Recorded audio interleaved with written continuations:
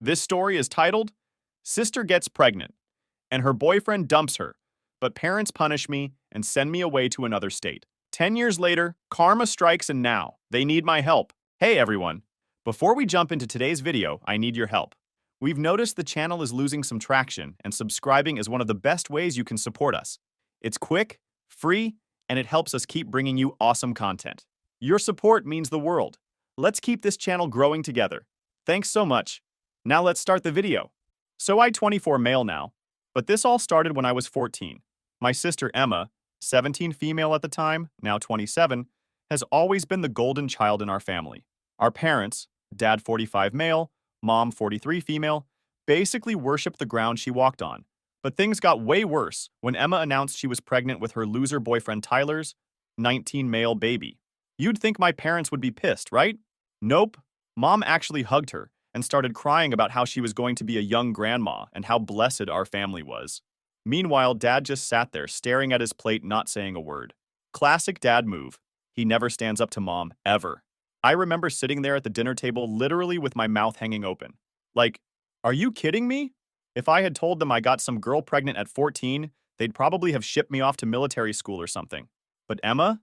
Nah, she gets a hug and congratulations. That pretty much sums up my entire childhood. Emma has always been the golden child. When I got a C in math last semester, I lost my gaming privileges for a month. When Emma failed 2 classes last year, Mom said she was going through a lot emotionally and bought her a new phone to cheer her up. The double standards in this house are insane. I could write a freaking novel about all the times she got special treatment, but I'll spare you guys the details. And Tyler? This dude is the definition of a deadbeat. He's been fired from like 4 jobs in the past year. Last Christmas, he actually showed up with a gift for Emma that still had the security tag on it. We all pretended not to notice, but like, come on, dude. He shows up at our house uninvited, raids our fridge, and talks to my parents like they owe him something. He's got this stupid neck tattoo that says, "No regrets," ironic if considering his life choices. And he drives this beat-up Honda that makes our whole street smell like burning oil. The first time Tyler came over for dinner was about 3 months before the pregnancy announcement. I remember him bragging about how he doesn't believe in college because entrepreneurs don't need degrees. Meanwhile, this guy was literally working at a car wash and living in his mom's basement. But my parents just nodded along like he was dropping wisdom or something. Dad would occasionally glance at me with this look that said, "Is this guy for real?" But he never said anything. I tried to warn my parents about Tyler. One time I overheard him on the phone in our backyard, talking about how he'd been kicked out of his previous girlfriend's place for borrowing her dad's credit card. When I told my mom, she just said, "People deserve second chances, honey. Tyler is going through a rough patch." A rough patch that apparently lasted his entire life. The thing about growing up as the less favored child is that you start to doubt yourself.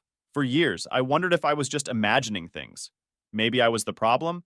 Maybe if I was more like Emma, outgoing, popular, pretty, my parents would treat me the same way. I tried so hard to get their attention. I got good grades, mostly, kept my room clean, even joined clubs I thought would impress them. Nothing worked. Emma could burn the house down and they'd probably blame it on faulty wiring. I remember this one time when I was 12 and Emma was 15. We both had events on the same night, my science fair and her chorus concert. Guess which one my parents attended?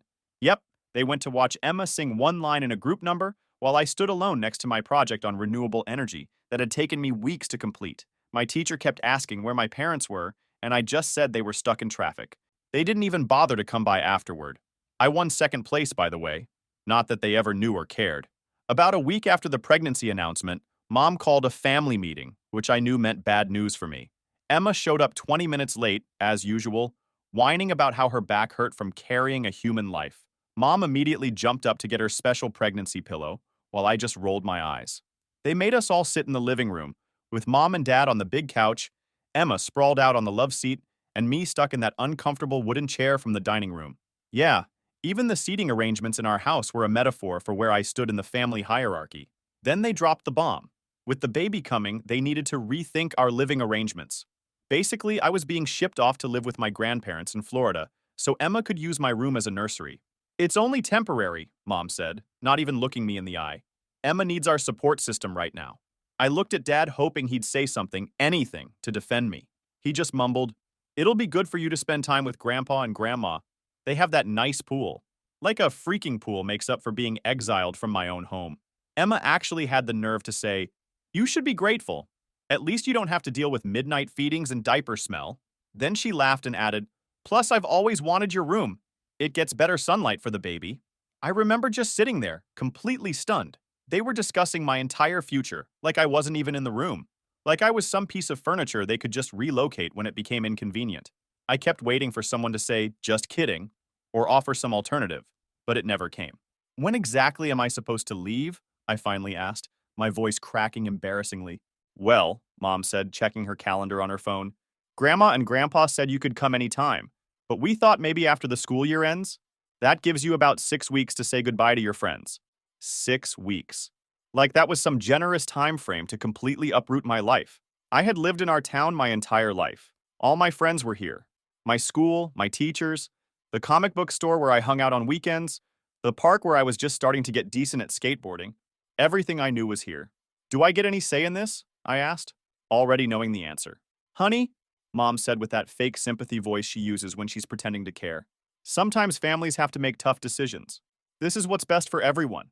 "Everyone except me," I muttered. "Don't be so dramatic," Emma said, rolling her eyes. "It's not like you're being sent to prison. Florida has beaches and stuff." I still remember the exact moment when I realized I was completely disposable to my family. It was when my mom started talking about how they'd repaint my room, which I'd just gotten to paint dark blue last year after begging for ages, to a nice sunny yellow for the baby. She was already planning which of my posters would come down and where the crib would go, all while I was sitting right there. "But what about my school? My friends? The soccer team tryouts?" I asked, trying to keep my voice from cracking. "You'll make new friends," Mom said dismissively. "And Florida schools are probably better anyway." I looked at Emma, hoping for at least some sign that she felt bad about this whole situation. She was texting someone, not even paying attention to the conversation that was literally changing my entire life. When she finally looked up, she just said, "Can we wrap this up? I'm meeting Tyler for dinner." That night, I locked myself in my room and cried for the first time in years. Not that anyone noticed or cared. The next few weeks were hell. Emma started moving baby stuff into my room before I even packed. She and Mom went on shopping sprees for baby clothes, while I was told we needed to budget when I asked for new sneakers for Florida. One day, I came home from school and found my bookshelf had been emptied, with all my books shoved into cardboard boxes in the hallway. When I asked what was going on, Mom said, "Oh, we need the shelf for the baby's things. You weren't taking those books to Florida anyway, right? We'll store them in the attic." Those books were my escape. I'd saved up for years buying them at garage sales and from the used bookstore downtown. Some had notes in the margins, little thoughts I'd had while reading, and now they were just being packed away like they meant nothing. Like I meant nothing. Tyler started hanging around more too, acting like he owned our house. One day I caught him wearing my favorite Bulls hoodie.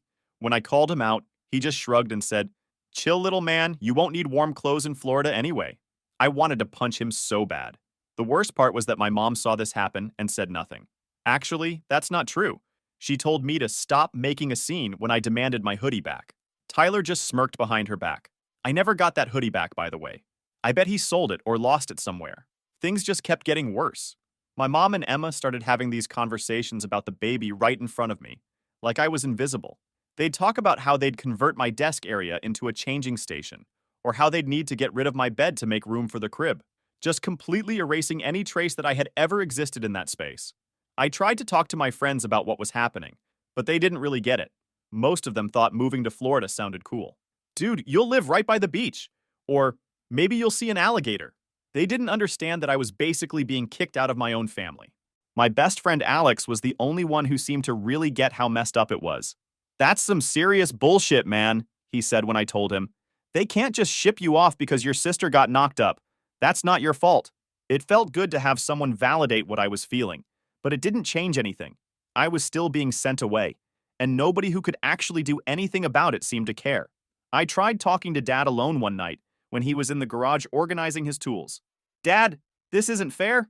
Why do I have to leave? Why can't Emma and Tyler get their own place?" Dad just sighed and looked tired. "Sometimes in families we have to make sacrifices. Your mom thinks this is best for everyone. But what do you think?" I pushed. He just shook his head. "What I think doesn't matter much around here, son. You know that." I saw something in his eyes that night. This defeated look that made me realize he'd given up fighting my mom years ago. Maybe before I was even born.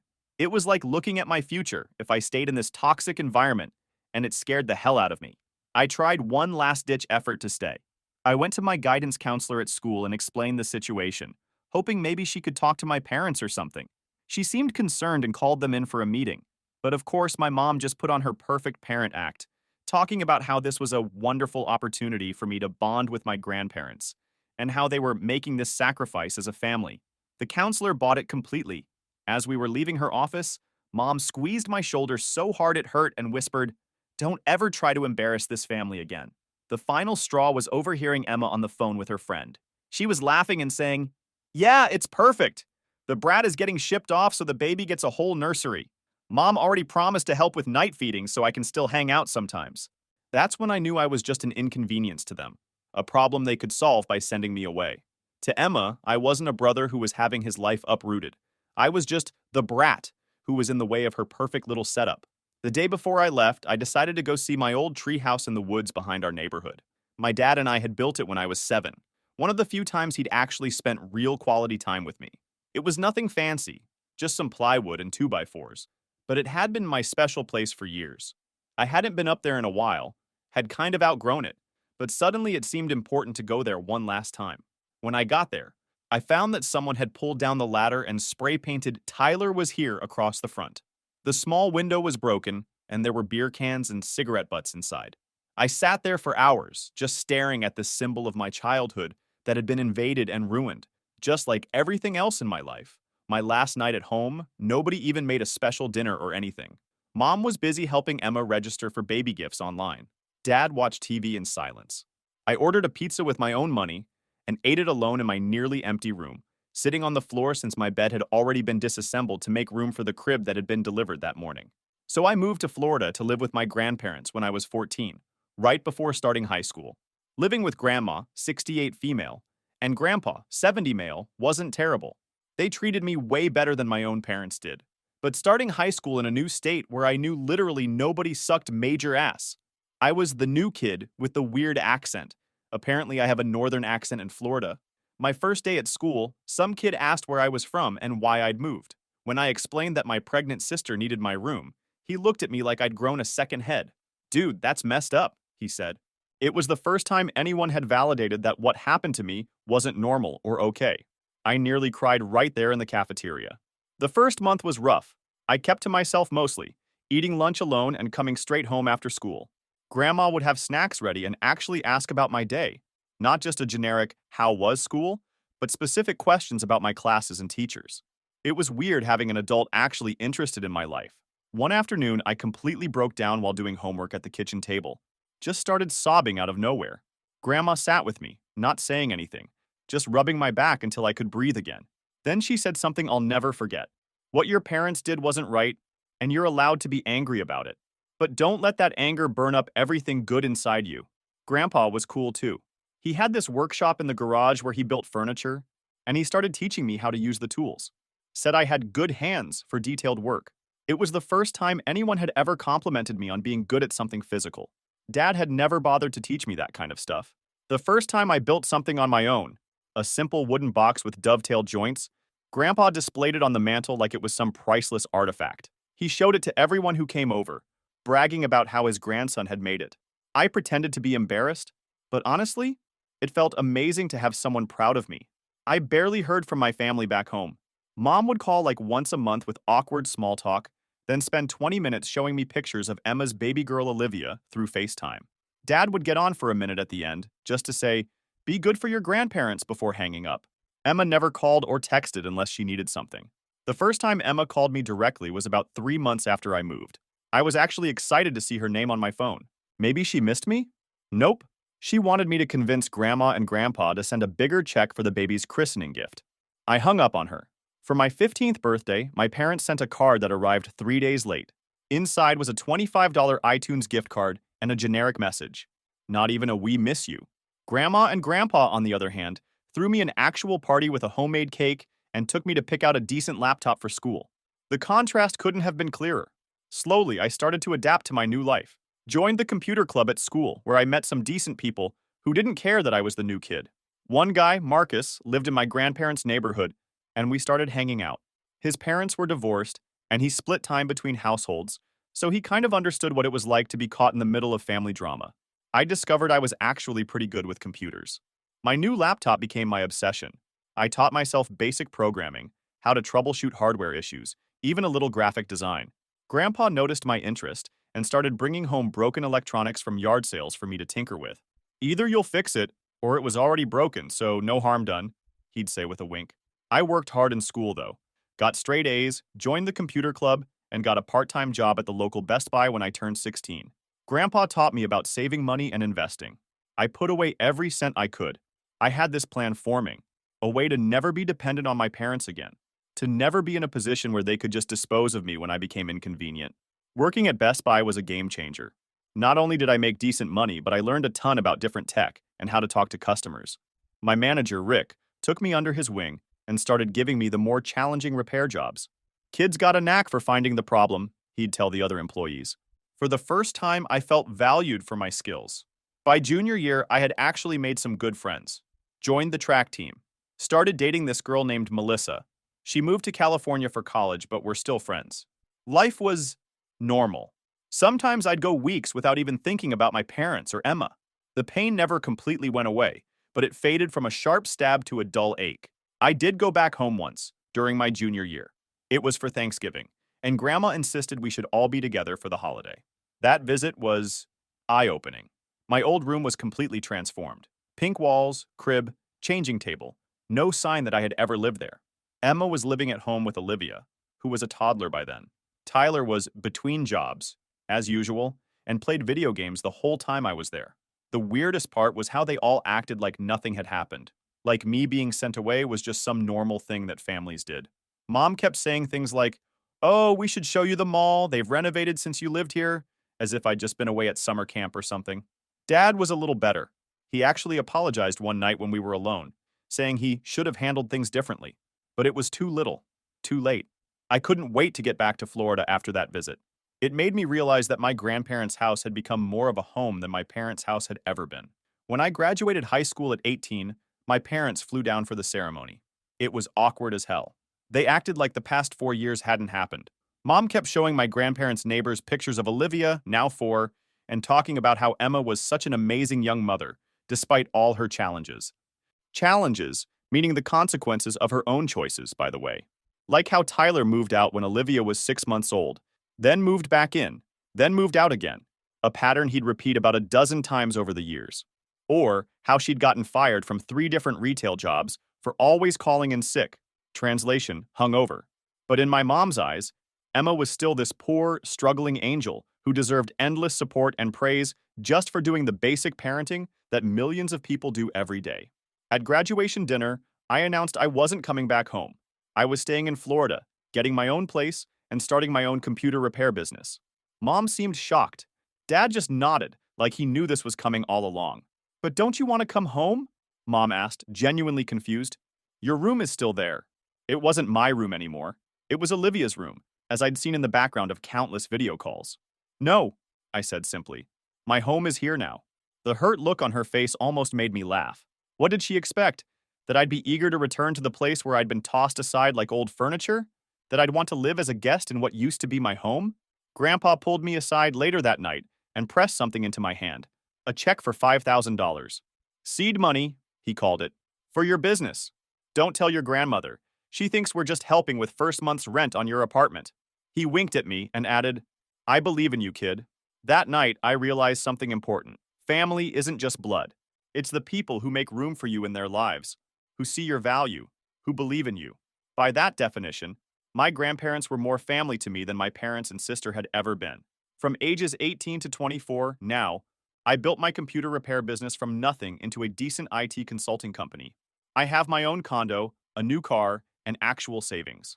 Not rich by any means, but stable and independent. Those first couple years on my own were tough. I lived in this tiny studio apartment that smelled like the Indian restaurant downstairs. I worked insane hours, doing repairs during the day, taking online classes to get certified in different systems at night, cold calling businesses to offer my services on weekends. Ramen became a food group. Sleep became optional. At first, I was just fixing people's personal computers, removing viruses, upgrading hardware, retrieving lost data. I charged less than the big repair shops, so I got a lot of business through word of mouth. I'd make house calls with my toolkit in my backpack, riding my bike because I couldn't afford a car yet. My big break came when I helped the owner of a local accounting firm recover data from what they thought was a fried server. They'd been quoted thousands by a big IT company for the job. I fixed it in an afternoon for a few $100. The owner was so impressed he hired me on a monthly retainer to manage all their IT needs. That was my first real business contract. But slowly, things started coming together. Word of mouth spread.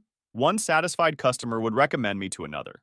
I hired my first employee at 20, this community college kid who knew his way around networks. By 22, I had an actual office space with 3 employees. Now I have a team of 5, including a full-time office manager who handles all the stuff I hate dealing with. The best part of building my own business wasn't even the money. It was the control. For the first time in my life, I was making my own decisions, setting my own rules. Nobody could ship me off, or take my room away, or tell me I didn't matter. I was building something that was completely mine. Meanwhile, from the little I heard, Emma, now 27, was still living at home with Olivia, now 10. She dropped out of community college after 1 semester because it was too much with a child. Tyler had been in and out of their lives, mostly borrowing money and disappearing for months at a time. Every now and then, I'd get updates via holiday cards, or the occasional call from Dad. Apparently, Tyler got another girl pregnant when Olivia was 3, which caused drama for a while. Then he went to jail for a few months for driving on a suspended license with an unregistered gun in the car. Quality guy? That Tyler. Emma had this pattern of getting jobs and quitting, or getting fired within a few months. Retail, waitressing, receptionist. Nothing ever stuck. She always had excuses. The manager was mean, the hours were too long, the customers were rude. But from what I could tell from Dad's careful comments, the real issue was that she just didn't want to work. Why should she? When my parents were there to bail her out. On Olivia's 7th birthday, I sent her a tablet preloaded with educational games and ebooks. It was probably more expensive than I should have spent, but I wanted her to have something really nice. A few days later, I got a text from Emma with a photo of Olivia holding the tablet, but the message was just, "She says thanks for the iPad." It wasn't even an iPad, but whatever. No personal thank you from Emma, no acknowledgement of the effort I'd made to pick out age-appropriate content, just the bare minimum. I tried not to let it bother me, but it did. Not because I wanted gratitude, but because it showed that nothing had changed. Emma was still the same selfish person she'd always been, and my parents were still enabling her behavior. My parents, now 53 female and 55 male, were basically raising Olivia while Emma worked part-time at a nail salon and went out with friends. Mom was still making excuses for her, calling her a young free spirit who needed time to find herself. Dad sounded more and more tired on the rare occasions when we talked. The last time we had a real conversation, Dad mentioned that he was pushing back his retirement because they were still helping Emma get on her feet. He was 55 then, with back problems and high blood pressure. Should have been thinking about winding down his career, not supporting his almost 30-year-old daughter and granddaughter. I kept in minimal contact. Christmas cards, birthday texts, that's it. I sent Olivia birthday and Christmas gifts each year, usually books or educational toys. I'd never met her in person, which was weird to think about. I had a niece I'd only seen through screens. Grandma and Grandpa were still my real support system. They never made me feel like a burden or an afterthought. Grandpa passed 2 years ago, heart attack, peaceful in his sleep, and that hit me hard. Harder than anything I'd felt about my immediate family in years. I still call Grandma twice a week and visit for Sunday dinner whenever I can. The day of Grandpa's funeral was one of the worst days of my life. My parents came down, but Emma didn't, claimed she couldn't find a sitter for Olivia, which was bullshit because my parents could have watched her. The truth was she just didn't want to make the effort. My grandpa, who had basically saved me when my own family threw me away, wasn't worth a 6-hour drive to her. At the funeral, my mom tried to make it about her somehow, crying dramatically and telling everyone how her father had been such a wonderful man, as if she hadn't barely called him or visited over the past decade. Dad at least seemed genuinely sad, and he helped a lot with the practical arrangements, which I appreciated. After the funeral, I overheard Mom telling one of Grandma's friends that they were so worried about how I was coping with the loss, and how they'd offered to have me come stay with them for a while, which was a complete lie. They'd done nothing of the sort. That was Mom for you, always performing for an audience. On my 23rd birthday, I got a text from Emma that just said, "Happy B-Day, bro." No capitalization, not even my name. I hadn't heard from her directly in over a year. About an hour later, she sent another text asking if I could loan her $800 for car repairs. I ignored it. She sent 3 more messages over the next week, each getting progressively more guilt-trippy until the final one accused me of abandoning the family and not caring about my niece's safety, since she needed a reliable car to drive Olivia to school. I finally responded with, "Ask Tyler or mom and dad. They're your support system, remember?" She didn't text again after that. That's the thing about people like Emma. They only remember you exist when they need something from you. 10 years of basically no contact, and suddenly I'm supposed to hand over money because we're family? The audacity was almost impressive. Meanwhile, I was building a life I was proud of. My business was growing steadily. I had good friends, dated occasionally, nothing serious, but not for lack of trying. I was happy, genuinely happy, in a way I never had been growing up. Sometimes I think about the parallel universe where my parents had stood up to Emma, where they'd made her and Tyler figure out their own living situation instead of shipping me off. Would I be the same person? Would I have built the same life? It's impossible to know, of course. But part of me thinks that being forced to rely on myself at such a young age made me stronger, more determined. It's not a silver lining I would wish on anyone else, but it's something I've made peace with. Then out of nowhere, my phone rang with Mom's number on a Tuesday afternoon. I almost didn't answer but figured it might be important. "Your sister was in a car accident," Mom said, her voice shaking. "She's okay, but she broke her leg in 3 places and fractured her hip. The doctors say she can't work for at least 6 to 8 months." I waited knowing there was more coming. And Tyler left for good. He said he couldn't handle the pressure and moved to California with some girl he met online. We're struggling with the medical bills and taking care of Olivia. Your father's hours got cut back at work, and my arthritis is getting worse. Her voice trailed off before she finally said what she was calling for. "We were hoping maybe you could come visit, reconnect with the family, meet Olivia properly. Your father really misses you."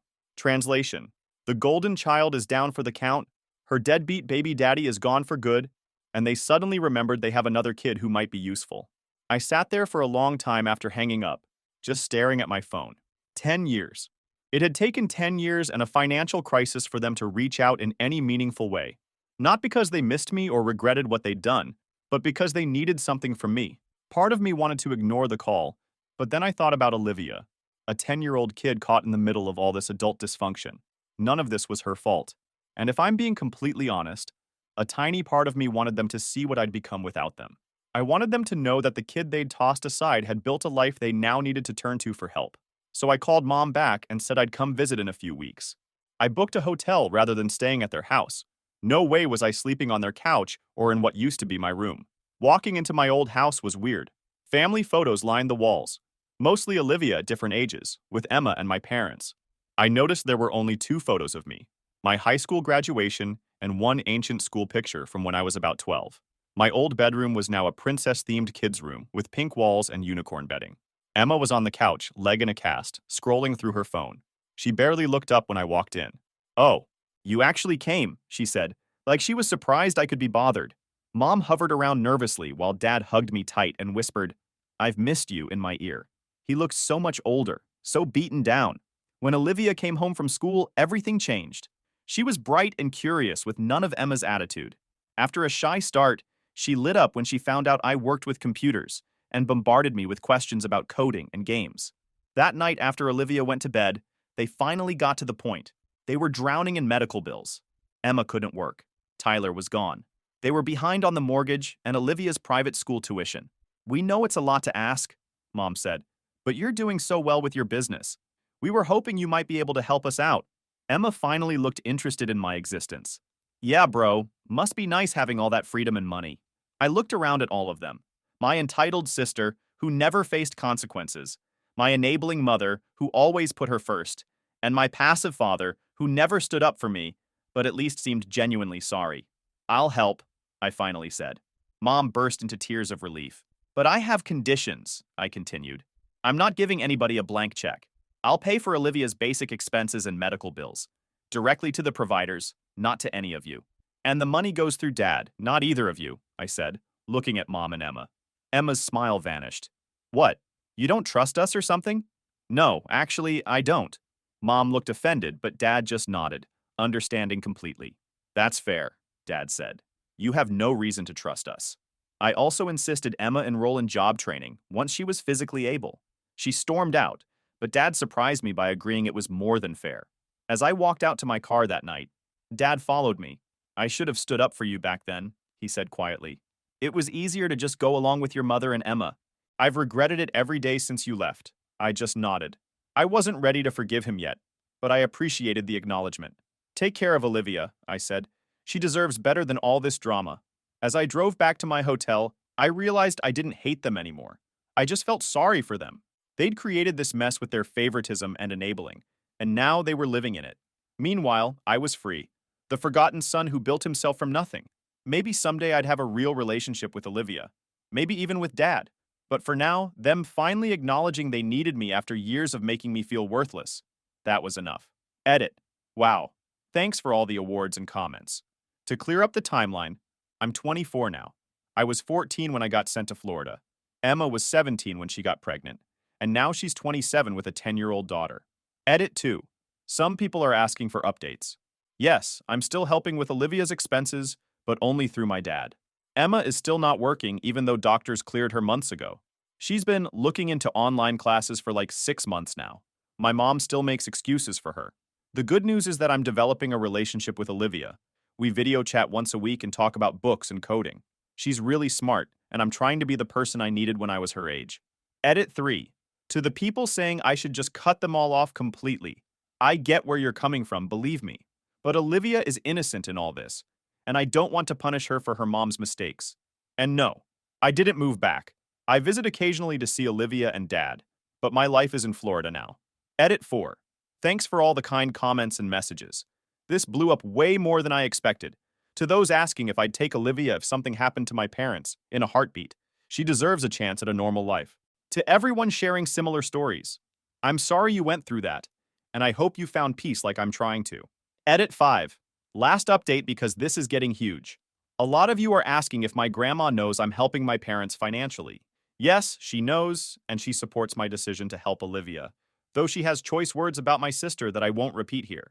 Grandma is a wise woman who taught me that sometimes being the bigger person doesn't mean letting people walk all over you. It means setting boundaries while still doing the right thing. Miss you, Grandpa. Wish you could see the man I've become.